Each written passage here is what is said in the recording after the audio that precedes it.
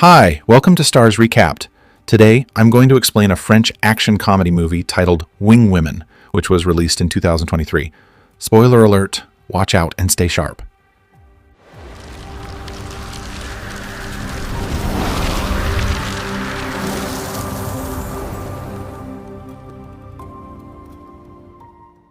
In the heart of Switzerland, Carole sprinted through the dense forest, clutching a bag filled with diamonds she had just stolen. Her breath was heavy, her pace relentless. Not far away, her best friend and partner in crime, Alex, was on standby, armed and ready in case things took a wrong turn. But just as she kept an eye on the horizon, her phone rang. It was her boyfriend, calling to break up with her. Flustered and distracted, Alex tried to process the breakup while still keeping tabs on Carole's position. Carole, hearing the conversation through the earpiece, scolded her sharply. "Focus, Alex. I need directions. I'll get lost without you." Snapping back to reality, Alex hung up and immediately got back to guiding Carole through the forest. Moments later, the two reunited and made their escape, jumping onto a rugged four-wheeler and tearing through the woods. Just then, a fleet of drones locked onto their position and began firing. The chase was on. Alex floored the gas pedal, dodging bullets and weaving through the trees. But it was clear they wouldn't make it far without fighting back. Carole quickly switched seats, grabbing the wheel, while Alex scrambled into the back seat to return fire. Still reeling from her emotional breakup, Alex's aim was shaky. Her shots missed, and the four-wheeler took several hits from the drone's relentless assault. "Get it together!" Carole shouted, jerking the vehicle to avoid another blast. Snapped into focus, Alex gritted her teeth, reached for a bigger weapon, and took a steady aim. One by one, she blasted the drones out of the sky, clearing their path and giving them a fighting chance to get away. The women celebrated their narrow escape, laughing breathlessly as the forest thinned around them. But their relief was short-lived. The four-wheeler suddenly sputtered to a stop. The gas tank had been leaking, and now it was bone dry. Just as they stepped away from the vehicle, a new drone appeared overhead. In a split second, it fired, striking the four-wheeler and causing it to explode in a fiery blast. Alex, thinking fast, used the thick smoke as cover and took aim, shooting the drone out of the sky with precise accuracy. With the immediate danger cleared, Carole and Alex made their way up a nearby mountain trail to a secluded spot where they had previously stashed a basket filled with snacks. But before they could relax, another drone zeroed in on their location. Without hesitation, Alex shot it down as well. After a brief rest, the women prepared for the next part of their escape. They leapt off the mountainside in wingsuits, gliding through the air, soaking in the breathtaking view, until they finally descended into a lake below. Sometime later, in Paris, Carole received surprising news. She was 6 weeks pregnant. She hadn't used protection during a casual hookup, under the impression she couldn't get pregnant. A surgeon had told her so, but it turned out he had made a mistake. Now she had only a few weeks to decide whether to keep the baby. Since it was a high-risk pregnancy, peace and stability were crucial. That evening, Carole stepped into a shady building for a tense meeting with a group of criminals. Alex stayed hidden nearby, serving as backup. Carole handed over the stolen diamonds. The men verified their authenticity and announced they had sent payment, not to Carole, but directly to her boss. Furious, Carole reminded them that wasn't the deal. In response, the gang's leader summoned his dog, threatening to sick it on her. Before things could escalate, a red laser dot appeared on the man's chest. Alex had him in her sights. The threat was enough. The men backed off, and Carole was allowed to leave. Afterward, Carole told Alex she was done. She was tired of the danger, the constant threats, and the endless criminal games. She wanted out. Alex hesitated. This life was all she'd known. But ultimately, she agreed. The next day, they met with their boss at a movie theater, a feared and powerful crime matriarch known as Godmother. When Carole and Alex told her they wanted to quit, Godmother laughed coldly. "No one quits this business," she said. "Everyone who tried is already dead." But Carole and Alex were determined. They vanished off the grid, retreating into the wilderness. It looked like nothing but forest, but Carole, using an ocular scanner embedded in her eye, revealed a hidden door in the landscape. It opened into their secret new home. That night, the two women danced to old music, sharing laughs and dreams about the peaceful lives they could finally build. But their peace was short-lived. While they slept, their pet rabbit slipped out into the woods. Moments later, the sound of gunfire shattered the night. Godmother's assassins had found them. The house's walls were bulletproof. For now, they were safe. But Alex noticed something chilling. The bullets were tracking her movements. They weren't just there to scare them. They were there to kill her specifically. Eventually, the gunfire ceased and the rabbit returned to the house. Tragically, it led the assassin right to the pet door. A barrel appeared through the opening, and the gunman fired again, shredding the furniture and destroying the interior, missing the women only because they dove for cover. But the rabbit wasn't so lucky. As silence returned, Alex knelt by its lifeless body, clutching it in grief. Her sorrow quickly turned to fury. Eyes burning with rage, she whispered a vow. She would make them pay. Sometime later, Carole met with Godmother at a quiet restaurant. Over wine and low whispers, Godmother confirmed what Carole had suspected. The assassins had only been targeting Alex. Carole's stomach turned. Then, in a cold display of power, Godmother ordered her bodyguard to point a gun at the restaurant's cook. She threatened to kill him unless Carole agreed to take on one last job. Trapped, Carole had no choice but to say yes, but she negotiated hard, demanding $2 million in return so she could finally retire for good. The job? Steal a valuable item from the island of Corsica. Carole would be allowed to assemble her own crew for the mission. After the meeting, Carole and Alex went straight to see Abner, a master strategist and planner known for pulling off high-risk heists. Their target was a priceless painting that would soon be on display at a convent. The only problem, they didn't have a map of the building. Their first task was to steal the blueprints. Abner provided them with contacts, a weapons supplier, and a getaway driver. Carole specifically requested someone new for the getaway, still wary after a dangerous mishap Alex had caused in Poland. Next, the duo visited a racetrack, where a race car driver named Sam was in the middle of a heated argument with her teammate. Accused of tampering with the car, Sam finally snapped. She jumped into the vehicle and took it for a spin, tearing around the track at lightning speed. Her flawless control proved the problem wasn't the car, it was the driver. When Sam pulled back into the pit, her teammate fired her on the spot. Unbothered, Sam peeled off her jumpsuit in front of everyone and walked away. Later, Carole and Alex invited her to lunch. Over food and a bold pitch, they asked Sam to join the mission, promising to split the reward money equally. Alex, still bitter about being replaced as the team's driver, was openly hostile. Her attitude almost drove Sam away, but Carole stepped in, calming the tension and reassuring Sam. Eventually, Sam agreed to join them. Sometime later, the trio boarded a ship to Corsica. Once they arrived on the island, they settled into a beautiful house that would serve as their base of operations. After unpacking, they paid a visit to Clarence, a man who ran a grocery store as a front for his arms trafficking business. Clarence handed over everything they needed for the heist. Meanwhile, Alex found herself drawn to him, flirting shamelessly despite the situation. Since Sam had never used a weapon before, Carole took her to an open field nearby. There, under the late sun, she began teaching her how to shoot. That evening, Alex noticed something odd. Carole wasn't drinking anymore. When she asked about it, Carole quickly came up with an excuse, hiding the real reason, her pregnancy. Later that night, Carole was hit with a wave of cravings.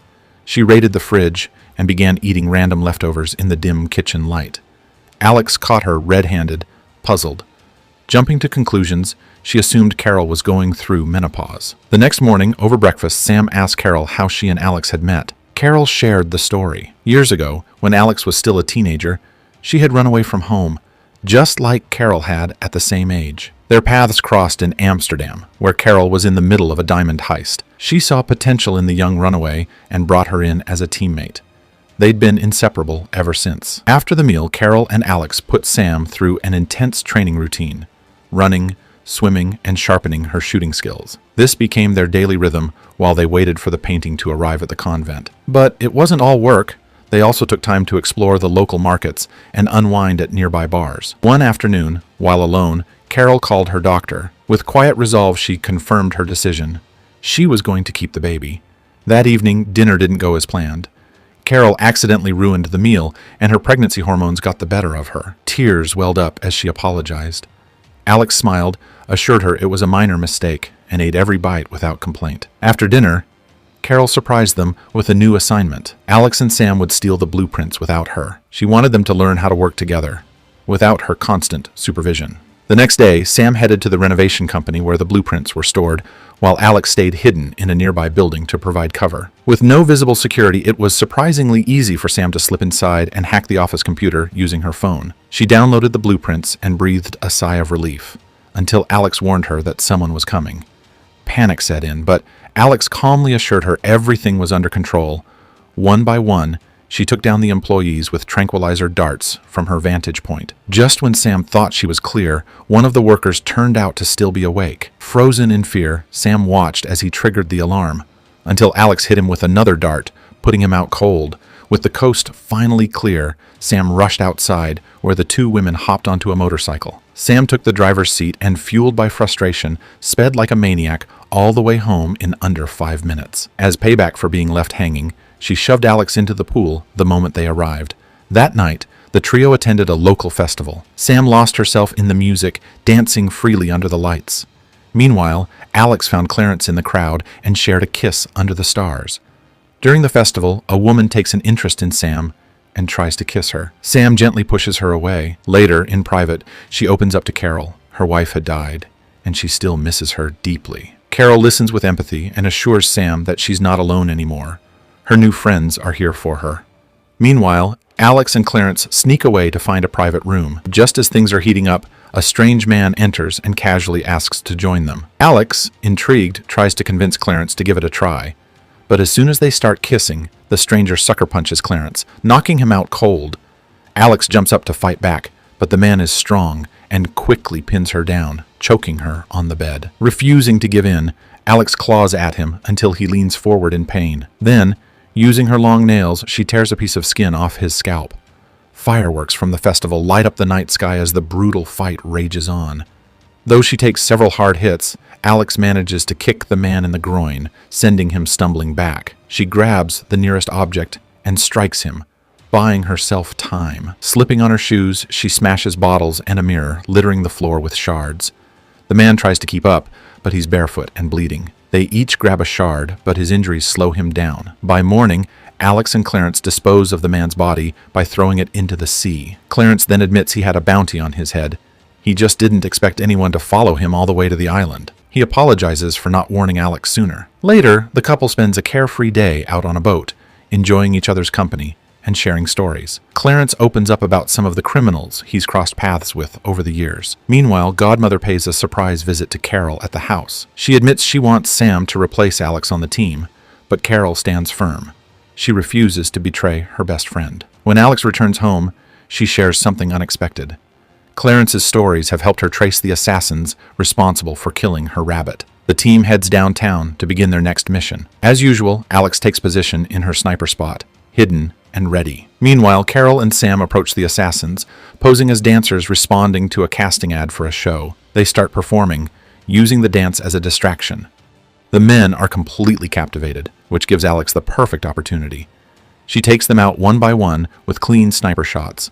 With the mission complete, and the big heist scheduled for tomorrow, the women spend the rest of the day relaxing, having fun, and bonding. On the way back, Carole finally decides to share her secret. She's pregnant. Her friends are stunned at first, but quickly become supportive and encouraging. Later, they meet with Abner to finalize the plan. The heist will take place tomorrow night, timed perfectly during a major derby game that will have the convent guards glued to their TVs. The painting is located on the top floor, so Carole and Alex will escape through a secret tunnel after retrieving it.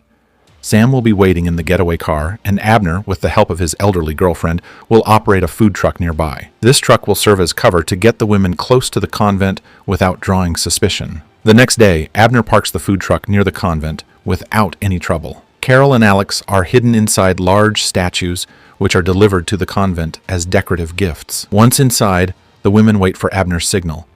However, he clumsily drops the earpiece into the sauce he's cooking, losing their communication. Growing impatient, Carole and Alex break out of the statues on their own. To make things worse, a large TV production crew unexpectedly arrives.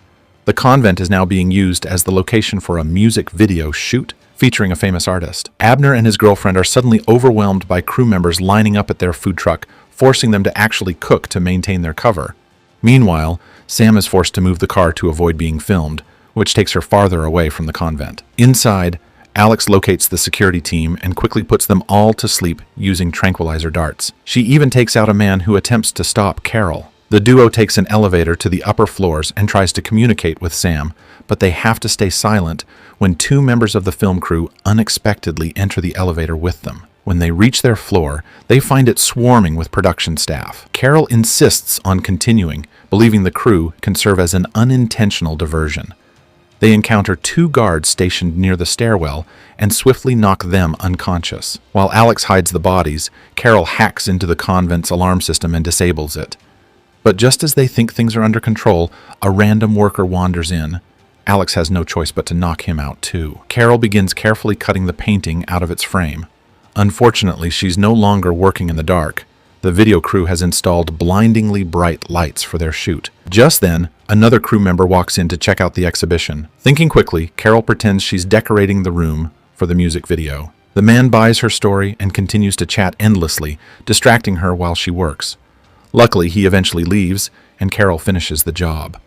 She and Alex manage to escape the convent with the painting without any further complications. The next day, the team celebrates their success. Amid the festivities, Carole steps aside to make a secret phone call, quietly arranging an important plan. Later, Alex informs her that Clarence is leaving the country alone. Carole does her best to comfort her friend. In Paris, Carole heads to meet with the Godmother, while Sam and Alex take up their usual backup positions nearby. After handing over the painting, Carole is asked to speak in private. The Godmother leads her to another room, one that Alex can't see into from her vantage point. There, the Godmother coldly informs Carole that she won't be allowed to retire. If she tries, her loved ones will be targeted. Unfazed, Carole calmly recites her current coordinates out loud, knowing full well Alex is listening and ready. A moment later, a single shot rings out, and the Godmother's bodyguard collapses. "You're insane," the Godmother gasps, right before Alex's bullet ends her life too.